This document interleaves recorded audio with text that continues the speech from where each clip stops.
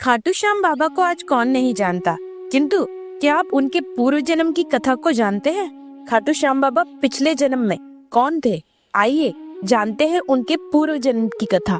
जब भगवान श्री कृष्ण ने बर्बरीक से उनका शीश दान में मांगकर उन्हें महाभारत युद्ध से वंचित कर दिया, उनका ऐसा करते ही रणभूमि में शोक की लहर दौड़ गई एवं तत्क्षण रणभूमि में 14 देवियां प्रकट हो गई एवं रणभूमि में प्रकट हुई 14 देवियों ने वीर बर्बरीक के पूर्व जन्म यक्षराज सूर्यवर्चा को ब्रह्मा जी के द्वारा प्राप्त श्राप का रहस्य उद्घाटन सभी उपस्थित लोगों के समक्ष इस प्रकार किया। देवियों ने कहा, द्वापर युग के आरंभ होने से पूर्व मूर दैत्य के अत्याचारों से व्यथित हो पृथ्वी अपने गौ स्वरूप में देव सभा में उपस्थित हो इस प्रकार बोली, हे देवगणों, मैं सभी प्रकार का संताप सहन करने में सक्षम हूँ।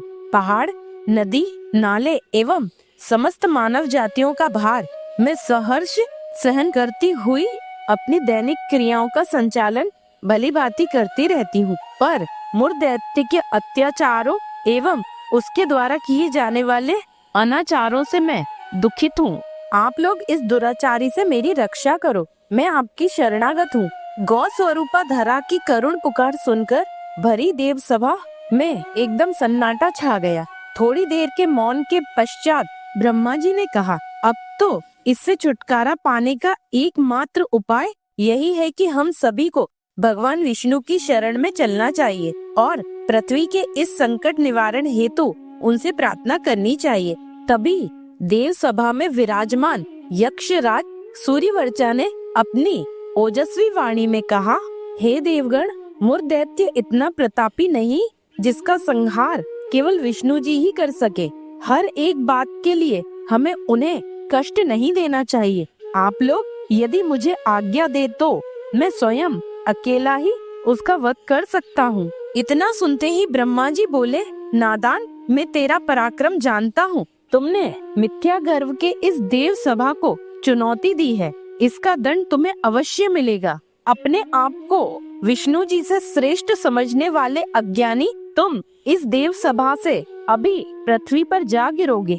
तुम्हारा जन्म राक्षस योनि में होगा और जब द्वापर युग के अंतिम चरण में पृथ्वी पर एक भीषण धर्म युद्ध होगा, तभी तुम्हारा सिरोच्छेदन स्वयं भगवान विष्णु द्वारा होगा और तुम सदा के लिए राक्षस बने रहोगे। ब्रह्मा जी के इस अभिशाप के साथ ही यक्षराज सूर्यवर्चा का मिथ्या गर्भ भी चूर चूर हो गया। वह तत्काल ब्रह्मा जी के चरणों में गिर पड़ा और विनम्र भाव से बोला, भगवान, भूलवश निकलने वाले इन शब्दों के लिए मुझे क्षमा कर दे।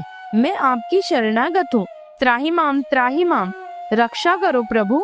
यह सुनकर ब्रह्मा जी में करुणा के भाव उमड़ पड़े। वह बोले, वत्स, तुमने अभिमानवश देव सभा का अपमान किया है, इसलिए मैं इस अभिशाप को वापस नहीं ले सकता हूँ। हाँ, इसमें संशोधन अवश्य कर सकता हूँ कि स्वयं भगवान श्री कृष्ण तुम्हारा शिरोच्छेदन अपने सुदर्शन चक्र से करेंगे। देवियों द्वारा तुम्हारे शीश का अभिसिंचन होगा।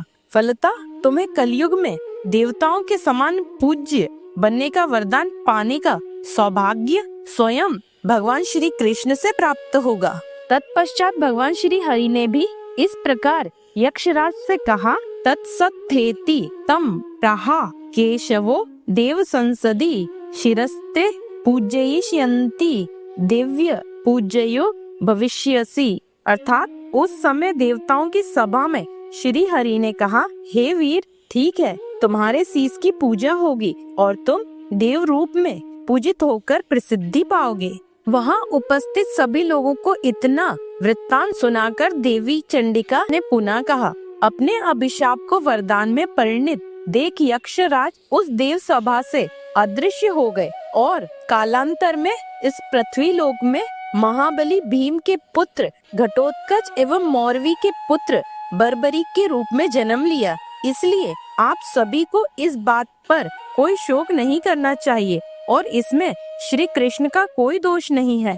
ऐसा कहने के बाद चंडिका देवी ने उस भक्त वीर बर्बरीक के शीश को जल्दी से अमृत से अभियुक्त अर्थात अमृत छिड़क कर राहु के शीश की तरह अजर अमर बना दिया। और इस नवीन जागृत शीश ने उन सभी को प्रणाम किया और कहा कि मैं युद्ध देखना चाहता हूँ, आप लोग इसकी स्वीकृति दीजिए। तत्पश्चात मेघ के समान गंभीर भाषी प्रभु श्री कृष्ण ने कहा, हे वत्स, जब तक यह पृथ्वी नक्षत्र सहित है और जब तक सूर्य चंद्रमा है, तब तक तुम सब लोगों के लिए पूजनीय हो जाओगे।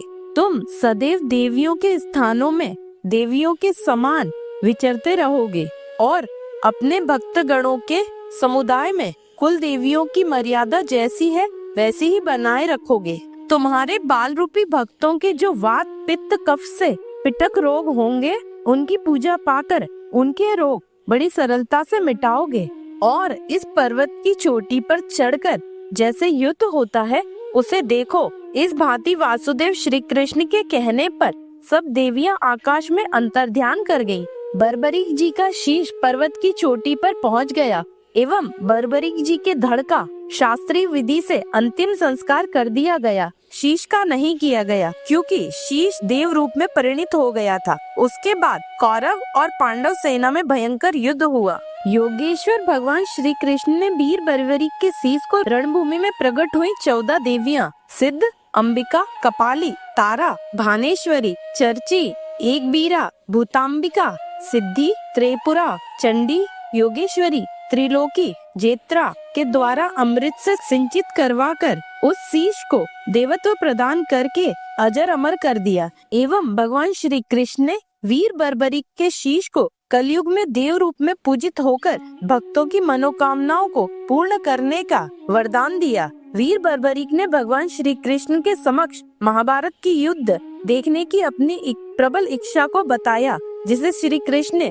वीर बर्बरीक के देवत्व प्राप्त शीश को ऊंचे पर्वत पर रखकर पूर्ण की एवं उनके धड़ का अंतिम संस्कार शास्त्रोक्त विधि से संपूर्ण करवाया। महाभारत की युद्ध समाप्ति पर महाबली श्री भीमसेन को यह अभिमान हो गया था कि यह महाभारत का युद्ध केवल उनके पराक्रम से जीता गया है। तब श्री कृष्ण ने कहा कि वीर बर्बरीक के शीश से पूछा जाए कि उसने इस युद्ध में किसका पराक्रम देखा। तब वीर बर्बरीक के शीश ने महाबली श्री भीमसेन का मान मर्दन करते हुए उत्तर दिया कि यह युद्ध केवल भगवान श्री कृष्ण की नीति के कारण जीता गया है और इस युद्ध में केवल भगवान श्री कृष्ण का सुदर्शन चक्र चलता था, अन्यत्र कुछ भी नहीं था। वीर बर्बरीक के द्वारा ऐसा कहते ही समस्त नवमंडल उद्भाषित हो उठा एवं उस देव स्वरूप शीश पर पुष्प की वर्षा होने लगी। देवताओं की दुदुम्बियां बज उठी। तत्पश्चात भगवान श्री कृष्ण ने पुनः वीर बर्बरीक के शीश को प्रणाम करते हुए कहा, हे वीर बर्बरीक, आप कलिकाल में सर्वत्र पूजित होकर अपने सभी भक्तों के अभिष्ट कार्यों को पूर्ण करोगे, अतः आपको इस क्षेत्र का त्याग नहीं करना चाहिए।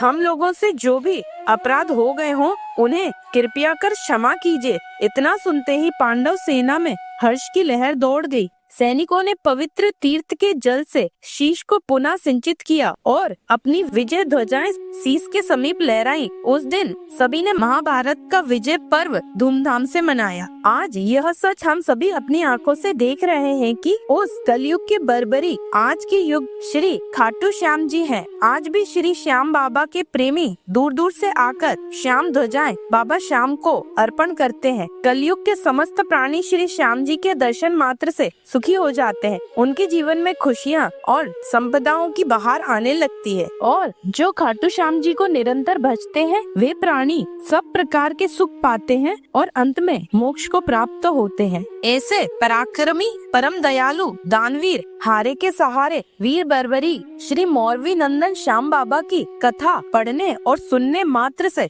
समस्त पापों और भयों का नाश हो जाता है तथा बाबा श्याम सबके भंडार भरते हैं। मौरवी नंदन की जय हो, बाबा खाटू श्याम की जय हो, हारे के सहारे की जय हो।